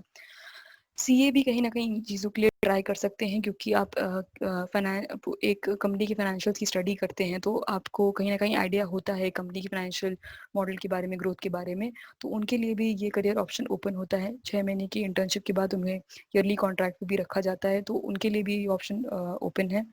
अगर आपने टॉप कॉलेज से बीकॉम किया है तो आप एनालिस्ट रोल पे इनमें से किसी कंपनीज में इंटर्नशिप कर सकते हैं, या एटलीस्ट स्टार्ट कर सकते हैं। जैसे कि मैंने कहा 20,000 से आप स्टार्टिंग कर सकते हैं। आप एनालिस्ट रोल पे स्टार्ट करिए। थोड़े बहुत आपको मेमोरेंडम्स वगैरह बनाने पड़ेंगे, स्टार्टिंग में पिचेस बनानी पड़ेंगी, मॉडल्स बनाने पड़ेंगे, पर धीरे धीरे करते करते आप अपने जो गोल है इन्वेस्टमेंट बैंकर बनने का उसमें पहुंच जाएंगे। तो जो रोल्स हैं वो मैंने नीचे लिख रखे हैं, equity research, valuation, due diligence and associate role, ये रोल्स होते हैं। तो ये सेकंड ऑप्शन है जो जिसके ऊपर आप नज़र बना के रख सकते हैं। फिर आते हैं हमारे एनालिस्ट और कंसल्टेंट्स, जो कि आपको मैं बता दूं the number of jobs and number of for this role, analysts and consultants are increasing day by day। जैसे जैसे बिजनेसेस बढ़ रहे हैं उन्हें ऐसे लोगों की ज़रूरत है जो कि उनका बिजनेस समझ पाएँ, बिजनेस से रिलेटेड जो और एस्पेक्ट्स हैं, चाहे वो टैक्सेशन हो गया, चाहे वो लोन हो गया, चाहे उनकी फाइनेंशियल हेल्थ हो गई, वो समझ पाएँ और आपको उन बिजनेसेस को कंसल्ट कर पाएँ, आप कुछ आइडिया दे पाएँ। तो जैसे जैसे बिजनेस ग्रो कर रहे हैं, जैसे जैसे नए बिजनेस आ रहे हैं, उनको इन एनालिस्ट और इन कंसल्टेंट्स की ज़रूरत बढ़ती जा रही है। इसीलिए हम रोज़ देखते हैं कि न्यू जॉब्स निकलती हैं एनालिस्ट को लेकर और कंसल्टेंट्स को लेकर।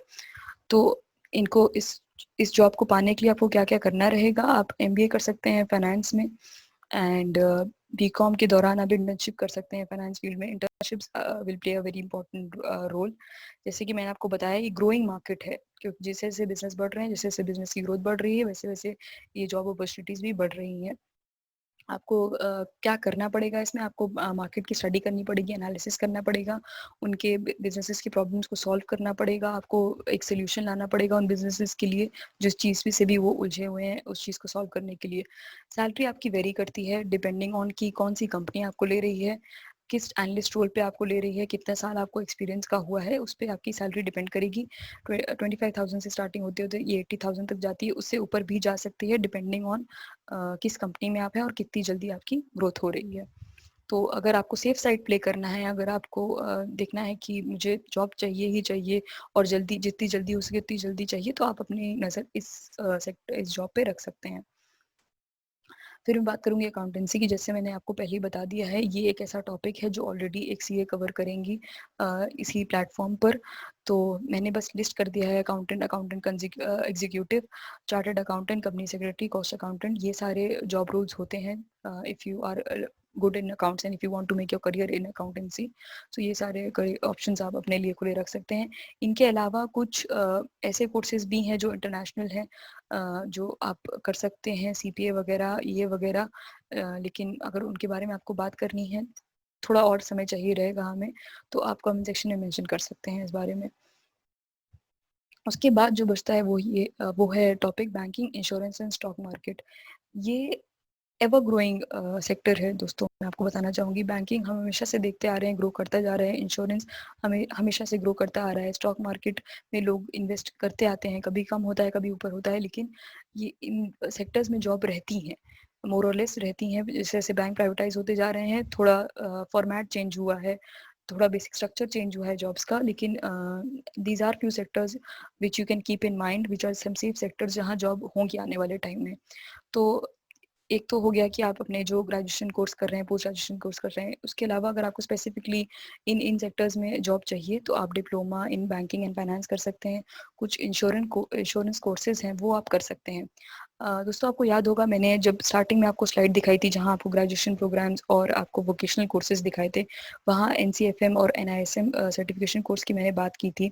तो जो नेशनल स्टॉक एक्सचेंज बोर्ड है हमारा, उनके थ्रू ये सर्टिफिकेशंस आपको दिए जाते हैं for understanding of your stock market and also understanding of your financial market. दोनों मार्केट्स का की आपको अंडरस्टैंडिंग आपको बनाई जाती है और आपको सर्टिफिकेशंस दिए जाते हैं। तो ज़रूरी है कि आप ग्रेजुएशन के टाइम पर ही ये सर्टिफिकेशंस कर लें। इन सर्टिफिकेशंस को करने के लिए करीब-करीब आपको टाइम लगेगा, क्योंकि 15 से 20 मॉड्यूल्स इन्वॉल्व होते हैं। लेकिन या ग्रेजुएशन के दौरान या पोस्ट ग्रेजुएशन के दौरान ये ज़रूर करके रखें, क्योंकि this will create an edge and this will be a golden line in your resume कि आपने ये सर्टिफिकेशन कोर्सेज भी किए हैं, आपको स्टॉक मार्केट के बारे में भी नॉलेज है, आपको बैंकिंग इंश्योरेंस के बारे में भी नॉलेज है, और कहीं ना कहीं आपके लिए सेफ साइड है, आपके लिए एक बैक ऑप्शन है कि एटलीस्ट मुझे अगर इस लाइन में जॉब नहीं मिली, तो मेरे पास एक और दूसरा ऑप्शन तैयार है। और कॉमर्स फील्ड में दोस्तों सबसे ज़्यादा फ़ायदा इसी चीज़ का है, क्योंकि हमारे पास इतने ऑप्शंस हैं, हमारे पास कभी ऑप्शंस की कमी नहीं होगी। जब तक इकोनॉमी अच्छी चल रही है, हमारे पास एक नहीं तो दूसरा कोई ऑप्शन ज़रूर होगा। बस हमें अपना स्किल सेट रेलिवेंट रखना है, अपडेटेड रखना है और मेहनत करते जाना है। कुछ एमएफआई कोर्सेज भी होते हैं जो कि म्यूचुअल फंड्स कोर्सेज होते हैं, सर्टिफिकेशंस होते हैं। इनके थ्रू आपको डायरेक्टली जॉब तो नहीं मिलती, लेकिन कहीं ना कहीं आप एक बेसिक अंडरस्टैंडिंग कर लेते हैं और आपके रिज्यूमे में ये अच्छा पॉइंट बना देते हैं। तो ये दो कोर्सेज, सर्टिफिकेशन कोर्सेज, उसके लिए ही हैं। जैसे कि दोस्तों मैंने बात की थी पहले, डेटा टेक्नोलॉजी एंड ऑटोमेशन, ये ऐसी चीज़ है जो हर सेक्टर को, B it science, your engineers और कॉमर्स फील्ड, हर और your arts field for that matter, her he field को ये अफेक्ट की हैं ये चीज़ें। तो हमेशा हमें देखना चाहिए कि हम जिस भी फील्ड में हम जाना चाहते हो, जो भी जॉब हम करना चाहते हो, हमें देखना चाहिए कि टेक्नोलॉजी इनोवेट कैसे हुई है उस फील्ड में।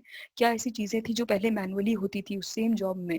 हो सकता है कि जब आप चार्टर्ड अकाउंटेंट आपके दादा ने, आपके परदादा ने उन्होंने करते होंगे, तब वो कागज़ पे पूरा सारी चीज़ें लिखते होंगे। लेकिन अब पूरी तरीके से चीज़ें चेंज हो गई हैं और दूसरे सेक्टर्स में भी अगर हम बात करें, तो कितनी चीज़ें ऑटोमेट हो गई हैं। आर्टिफ़िशियल इंटेलिजेंस के आने की वजह से आप और कंसल्टेंट्स को छोड़ दें तो काफ़ी हद तक जो मेजर पोर्शन ऑफ आपका काम जो पहले कहीं ह्यूमन बीइंग्स करते थे, वो काफ़ी हद तक अब टेक्नोलॉजी आपके लिए कर रही है, कंप्यूटर्स आपके लिए कर रहे हैं, आर्टिफ़िशियल इंटेलिजेंस आपके लिए कर रही है।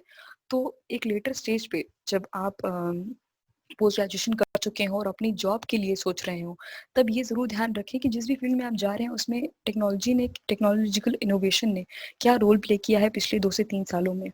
क्योंकि उसी ग्रोथ से आगे भी होगा या और ज़्यादा ही ग्रोथ होगी और एक्सपोनेंशियल ग्रोथ ही होगी टेक्नोलॉजी की। और डेटा क्या रोल प्ले करता है? डेटा मैनेजमेंट एक बहुत बड़ी चीज़ है आज के टाइम पे। डेटा विजुअलाइज़ेशन, डेटा एनालिस्ट की बहुत ज़्यादा डिमांड है। अगर आप चाहते हैं तो हम इसके बारे में और डिटेल में अलग से बात कर सकते हैं।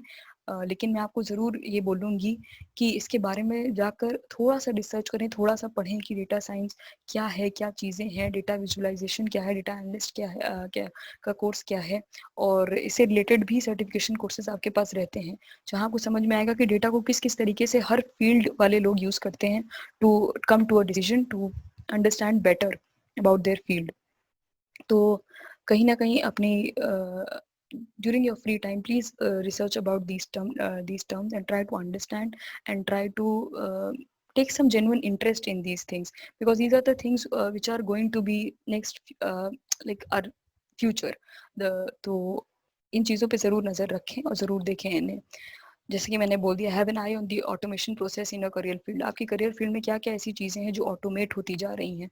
क्योंकि बड़ी-बड़ी कंपनीज़ ये चाह रही हैं कि हम जितना ज़्यादा प्रोसेस जो कि बहुत ही पहले मैनुअली होता था, जो कि बहुत ही रिडंडेंट है, सेम प्रोसेस है, बार-बार, बार-बार आप वही करते हैं। वो कहीं न कहीं वो चाह रहे हैं कि ऑटोमेट हो जाए, ताकि लोगों की ज़रूरत उतनी कम हो, जो जो लोग बचे हैं, जो लोग जॉब के लिए हैं, ऐसा नहीं कि जॉब अपॉर्च्युनिटीज़ आपके लिए कम हो जाएँगी, बल्कि जो काम आप अभी कर रहे हैं, वो काम आप छोड़ के कोई दूसरा काम आप करेंगे, थोड़ा एक हायर लेवल का काम आप करेंगे, वो मैनुअल जॉब आप करना छोड़ देंगे। तो कहीं न कहीं हर फील्ड में ऑटोमेशन प्रोसेस हो रहा है, तो उस पे ज़रूर आप ध्यान दें। फिर मैं बात करना चाहूँगी कि मैंने अब तक मुझे लगता है कि जितने भी मैंने फ़ील्ड्स कवर किए हैं, मोस्टली बैंकिंग, फाइनेंस, इन सब से रिलेटेड था। मार्केटिंग के बारे में मैंने ज़्यादा बात नहीं की है। हालाँकि मेरी इंटर्नशिप खुद की मार्केटिंग में रही है, मार्केटिंग, फाइनेंस दोनों में, तो मेरा कहीं न कहीं रुझान उस फ़ील्ड की तरफ भी रहता है। उस फ़ील्ड में हमेशा ऑप्शंस रहते हैं और वो फ़ील्ड भी बहुत अच्छी तरीके से ग्रो कर रही है। तो जिन लोगों का इंटरेस्ट है मार्केटिंग में, उनको मैं बोलना चाहूँगी कि डिजिटल मार्केटिंग पे अपना एक्स्ट्रा फ़ोकस डालें। Digital marketing is the next big thing और हो ही चुकी है, it's a current big thing only. कोई आप बिज़नेस ऐसा नहीं देखेंगे जो ऑनलाइन ना जा रहा हो या कुछ ऑनलाइन जाने की कोशिश ना कर रहा हो। जब एक बिज़नेस ऑनलाइन जाता है, डिजिटल जाता है, आप खुद भी आप ऑनलाइन शॉपिंग करते हैं तो आप जानते हैं, जब एक बिज़नेस ऑनलाइन जाता है तो उसके साथ कई-कई पर्सपेक्टिव खुल जाते हैं। वेबसाइट क्रिएट होगी, उसके लिए करंट कंटेंट क्रिएट होंगे, यूट्यूब चैनल क्रिएट होगा, इंस्टाग्राम पेज क्रिएट होगा, तो बहुत सी जॉब अपॉर्चुनिटीज़ खुल रही हैं इस फील्ड में। तो अगर आप मार्केटिंग फील्ड में जाना चाहते हैं तो प्लीज़ डिजिटल मार्केटिंग की तरफ अपना ध्यान दें। इस फील्ड में आपको इंटर्नशिप्स के बहुत मौके मिलेंगे, बहुत ही ज़्यादा। इस फील्ड में आपको लाइव प्रोजेक्ट्स के बहुत मौके मिलेंगे, तो आपके लिए आसान हो जाएगा। अगर आपको इस फील्ड की तरफ इंटरेस्ट है, तो अभी ही इसके बारे में जानें। आपको चाहिए तो बीकॉम से ही आपको करियर ऑप्शन मिलना एटलीस्ट इंटर्नशिप प्रोग्राम्स मिलना शुरू हो जाएँगे, लाइव प्रोजेक्ट्स मिलना शुरू हो जाएँगे। तो इस बारे में भी ज़रूर रिसर्च करें। जो जॉब्स इसमें अवेलेबल होती हैं वो हैं digital marketing manager, search engine optimiser, conversion rate optimiser, content marketing manager, inbound marketing manager, social media expert और ये सारी जॉब्स अवेलेबल होती हैं और इन सब में content writing is the key.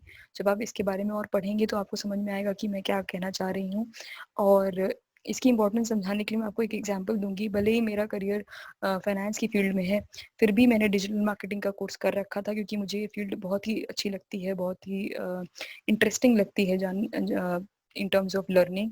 बहुत ही और हमारे सामने ही ये फील्ड ग्रो की है तो अच्छा भी लगता है देखने में, नया कुछ चीज़ सीखने में। तो और बहुत ही आसान है इसमें लाइव प्रोजेक्ट्स करना, मैंने खुद ने भी किए हैं, मैं आपको गाइड कर सकती हूँ अगर आप चाहें तो। तो ज़रूर इस पे नज़र रखें। इंटर्नशिप कहीं न कहीं आपकी 20,000 से स्टार्ट होती है, कुछ अनपेड इंटर्नशिप्स भी होती हैं और पैकेज आपके 20 लाख और उसके ऊपर तक भी जाते हैं। तो this is one growing field. आप जब तक अगर आप अभी पोस्ट ग्रेजुएशन कोर्स में हैं तो आपके लिए जॉब ऑफर्स ऑलरेडी आ रहे होंगे डिजिटल मार्केटिंग में। अगर आप अंडर ग्रेजुएट कोर्स कर रहे हैं तो आने वाले 5 सालों में this industry will become huge. तो प्लीज़ इसको कहीं न कहीं रखें अपने दिमाग में अगर आपका इंटरेस्ट इस तरफ है तो। लास्टली मैं आपको बात बताना चाहूँगी, जो बच्चे शायद मेरे ख्याल से आई एम अज्यूमिंग कि हो सकता है कोई ऐसा स्टूडेंट भी हो जो ये वीडियो देख रहा हो जो 10th में हो और 11th-12th के आगे की सोच रहा हो, या अगर आप 11th-12th में भी क्यों नहीं है, तो मैं आपको बोलना चाहूँगी मैथ्स और कंप्यूटर कहीं न कहीं बहुत ज़रूरी है।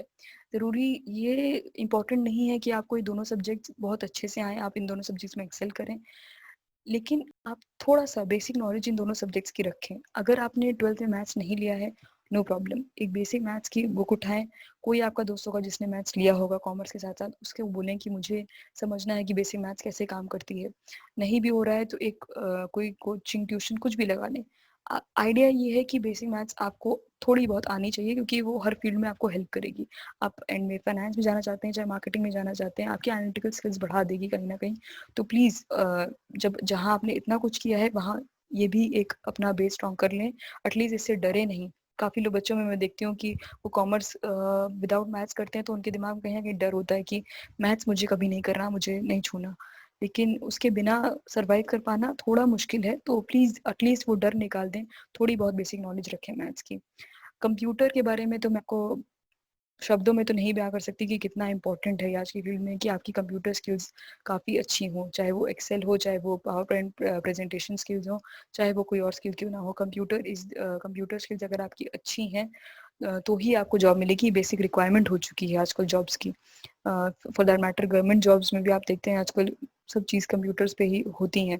तो प्लीज़ इन चीज़ों को अभी से वर्क करना शुरू कर दें। आप अगर 11th-12th में हैं, तो अभी से इन चीज़ों पे वर्क करें। अगर आप 11th-12th में नहीं हैं, ग्रेजुएशन में हैं, तो भी ये सब्जेक्ट्स रख लें। अपने बीकॉम के अपने ग्रेजुएशन प्रोग्राम के बाद 2 महीना 3 महीना निकाल कर इन सब्जेक्ट्स को पढ़ें। या तो खुद से बुक से या तो किसी कोचिंग या किसी दोस्त की मदद से, लेकिन पढ़ें ज़रूर। तो don't hesitate from learning, will help you create an edge. और क्योंकि टेक्नोलॉजी और इनोवेशन आने वाला बूम है और बूम ये आ ही चुका है, तो कंप्यूटर की अगर आपको नॉलेज रहेगी तो आप सही रास्ते पे रहेंगे। आपकी आगे की जो सफ़र है वो आसान हो जाएगा। गवर्नमेंट जॉब की कहीं न कहीं बात करें तो जब आप कॉमर्स फील्ड में रहते हैं तो आप गवर्नमेंट जॉब्स के लिए भी तैयारी कर सकते हैं। एक बहुत बड़ा फ़ायदा बीकॉम और बीबीए करने का ये होता है कि आपको काफ़ी टाइम रहता है to prepare for your government jobs. कोई भी अंडर ग्रेजुएट प्रोग्राम जैसे कि क्योंकि 3 साल का होता है, 3 साल लंबा टाइम होता है आपके पास। तो आप अगर फर्स्ट ईयर में आप डिसाइड भी कर रहे हैं तो भी सेकंड ईयर से आप एटलीस्ट ट्राई करना स्टार्ट कर सकते हैं। और जो गवर्नमेंट जॉब्स आपके पास हैं वो हैं bank PO, accounts assistant in so many public sector undertakings, और रेलवे की भी तैयारी आप कर सकते हैं। मेरे रिलेशन में भी काफ़ी ऐसे लोग हैं, मेरे ऐसे दोस्त हैं जो कॉमर्स सेक्टर को बिलोंग करते हैं और इस टाइम पर करेंटली गवर्नमेंट जॉब की प्रिपरेशन कर रहे हैं। तो इसको लेकर अगर आपके दिमाग में कोई डाउट्स हैं, कोई आपको एक्स्ट्रा नॉलेज चाहिए तो वो मेंशन करें। हम कोशिश करेंगे कि किस हद तक आपको सॉल्व कर पाएँ, किस हद तक आपको डिटेल नॉलेज दे पाएँ।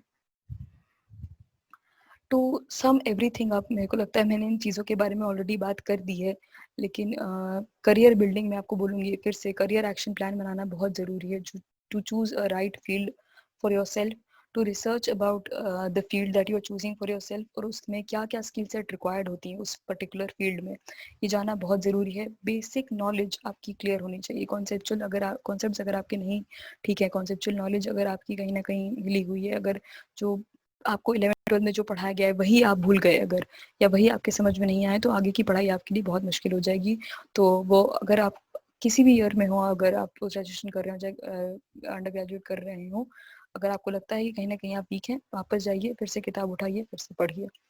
इंडस्ट्री एक्सपीरियंस मिलना, अगर आप प्राइवेट सेक्टर में हैं, इंडस्ट्री एक्सपीरियंस मिलना आपके लिए बहुत ज़रूरी है। इंटर्नशिप करना एक गोल बना लीजिए कि मुझे करनी ही करनी है, चाहे पेड चाहे अनपेड, किसी ना किसी तरह से मुझे कहीं न कहीं से माँगनी है इंटर्नशिप और करना है लोगों के साथ काम। इसी के साथ हम बात करते हैं लाइव प्रोजेक्ट्स की।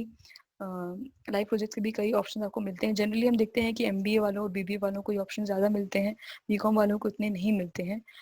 लेकिन आप ऑनलाइन भी अपने आप को रजिस्टर कर सकते हैं for live projects, for digital marketing और सम अदर सेक्टर, तो ये भी आप कर सकते हैं।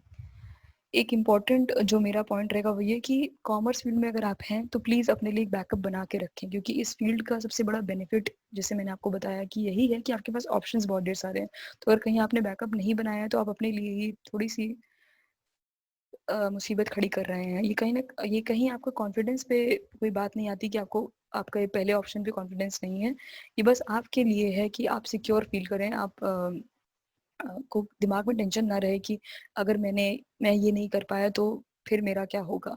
तो ये मत रखें अपने दिमाग में, कहीं ना कहीं एक बैकअप ऑप्शन अपने लिए तैयार रखें।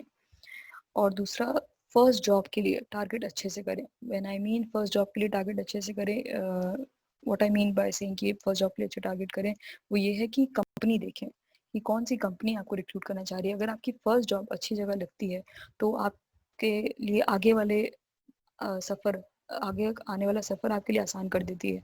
और अगर फर्स्ट जॉब ही कहीं न कहीं आपको ख़राब मिल जाती है, कोई गलत कंपनी मिल जाती है, कोई सही वर्किंग एनवायरनमेंट अगर आपको नहीं मिलता, तो वो आपको पूरी तरह से डीमोटिवेट कर देता है। अगर आपको पैसा मिल भी रहा है बट अगर आपके ऑफ़िस का कल्चर अच्छा नहीं है, अगर वो कंपनी अच्छी नहीं है, अगर वो कंपनी ग्रो नहीं कर रही है, डाउनफॉल पे जा रही है, तो वो कहीं न कहीं आपको डीमोटिवेट कर देगा, जो आपके आने वाले करियर बिल्डिंग के लिए अच्छा नहीं है। तो जब आप फर्स्ट जॉब के ऊपर जा रहे हो तो प्लीज़ ध्यान दें कि किसी अच्छी कंपनी के लिए को ही टारगेट करें।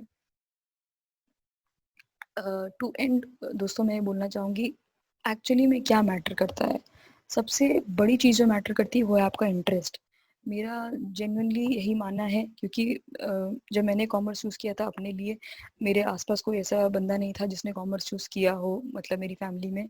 तो मैंने सिर्फ इंटरेस्ट की वजह से चूज़ किया था ये, और मेरे दिमाग में कहीं ना कहीं श्योरिटी थी कि क्योंकि इस फील्ड में इतनी जॉब्स हैं तो मैं कुछ ना कुछ तो अपना कर ही लूँगी। तो इंटरेस्ट आपका ज़रूरी होना चाहिए, तभी आप वो एक्स्ट्रा 1 घंटा बैठ पाएँगे, आप कुछ एक्स्ट्रा मेहनत कर पाएँगे। अगर आपका इंटरेस्ट लैक करता होगा तो चाहे वो कितनी भी अच्छी सेक्टर क्यों ना हो, कितनी अच्छी जॉब क्यों ना हो, आप नहीं कर पाएँगे। तो इंटरेस्ट होना बहुत ज़रूरी है। मनी और स्टेबिलिटी, कितना भी हम बोल लें कि एक्सपीरियंस, मनी भी कहीं न कहीं बहुत बड़ा फैक्टर रोल प्ले करता है। आई आई ट्रूली बिलीव कि अगर पैसा भगवान नहीं तो भगवान से कम भी नहीं है। तो अगर आपको अपनी सस्टेनेबल लाइफ चाहिए, आने वाली जैसी भी लाइफ चाहिए, उसके लिए आपके लिए मनी बहुत ज़रूरी है। तो देखते चलें कि क्या आपके आने वाले टाइम में मनी रिक्वायरमेंट्स होंगी। क्या मुझे 20 लाख का पैकेज चाहिए होगा? क्या मुझे 40-50 लाख का पैकेज चाहिए होगा? क्या मैं कम पैकेज पे भी कर लूँगा गुज़ारा, लेकिन मुझे कोई ऐसा करियर ऑप्शन चाहिए जहाँ सुकून हो, जहाँ कम काम हो। तो पहले से कहीं न कहीं अपने दिमाग में ही बना के चलिए ये चीज़। स्टेबिलिटी, एक एक बार आपने अपना करियर डिसाइड कर लिया, तो थोड़ा स्टेबिलिटी भी ज़रूरी है आपको कहीं न कहीं। अ, ये ना करें कि बस जंप करते रहें, क्योंकि कॉमर्स फील्ड में बहुत आसान होता है, या तो लोग कहीं न कहीं एक फील्ड को लेके चिपक के बैठ जाते हैं, या लोग बहुत ही ज़्यादा जंप करने लगते हैं। फाइनेंस, फिर बैंकिंग, फिर इन्वेस्टमेंट, फिर डिजिटल मार्केटिंग, ऐसे करने लगते हैं। तो ये भी मत करिए, क्योंकि बहुत कन्फ्यूज़ हो जाएँगे आप, और आपकी प्लानिंग का कोई फ़ायदा नहीं रहेगा। क्योंकि ये सारे ही ऑप्शंस बहुत ही लुक्रेटिव हैं, बहुत ही अच्छे हैं, तो हमारा मन करता है कि हम ये भी कर लें, वो भी कर लें। आप फर्स्ट ईयर में ये कर सकते हैं, ग्रेजुएशन के फर्स्ट ईयर में, मे बी सेकंड ईयर तक भी कर सकते हैं, लेकिन थर्ड ईयर तक आते-आते थोड़ी स्टेबिलिटी ले आइए, थोड़ा ये ले आइए कि नहीं, मुझे इन-इन चीज़ों पे ध्यान देना है, इन-इन चीज़ों पे ध्यान नहीं देना है। नॉलेज आपको होनी चाहिए, बिना नॉलेज के आपको कोई नहीं ले लेगा। स्किल्स आपके पास ज़रूर होनी चाहिए, डेवलप करिए, यही टाइम है आपके पास 3 से 5 साल का। ग्रोथ आपकी होनी चाहिए, कभी भी ग्रोथ ना रुके आपकी। तो ऐसा करियर ऑप्शन चुनिए अपने लिए जिसमें आप रोज़ कुछ नया सीखें, रोज़ कुछ आपको नई अपॉर्चुनिटी मिले। रोज़ से मेरा मतलब वीकली, मंथली, ऐसी कोई कंपनी आपके पास हो, या ऐसा कोई सेक्टर आपका हो जहाँ आपको रोज़ न्यू चैलेंजेस फेस करने को मिल रहे हो, तभी आपका इंटरेस्ट भी बना रहता है। तो ये चीज़ें भी देखें। और ऑटोमेशन और टेक्नोलॉजी के बारे में ऑलरेडी बोल चुकी हूँ, तो मैं रिपीट नहीं करूँगी, तो ये आपके लिए इम्पोर्टेंट है ही। एंड करना चाहूँगी मैं वीडियो दोस्तों यहाँ पर ये। और अगर आपको कोई भी क्वेश्चंस हैं, अभी तक जितना भी मैंने बोला है, मैंने अपनी तरफ से कोशिश की है कि मैं जितना कवर कर पाऊँ आपको समझा पाऊँ कि बेसिक क्या करियर प्लानिंग कैसे की जाती है, और कॉमर्स फील्ड में आप रहे हैं अगर तो क्या क्या कर सकते हैं। मैंने जितना अपनी तरफ से पूरी कोशिश की है मैंने। पर फिर भी अगर आपको कुछ क्वेश्चंस हो, या कोई ऐसी पर्टिकुलर फील्ड हो जहाँ आपको एक्स्ट्रा कुछ नॉलेज चाहिए, या गाइडेंस चाहिए या मेंटरशिप चाहिए, प्लीज़ कमेंट सेक्शन में हमें मेंशन करें। हम अपनी तरफ से पूरी ये कोशिश करेंगे कि आपकी हेल्प कर पाएँ। Thank you. एंड अगर आपको ये वीडियो थोड़ा बहुत भी पसंद आया हो, अगर आपको लगा हो कि ये थोड़ा भी आपके लिए हेल्पफुल है, तो प्लीज़ सब्सक्राइब करें। This won't cost you anything but it will mean a lot to us. और अपना सपोर्ट, अपना प्यार कमेंट सेक्शन में मेंशन करें और इसी तरह से हम में सहयोग करते रहें। Thank you.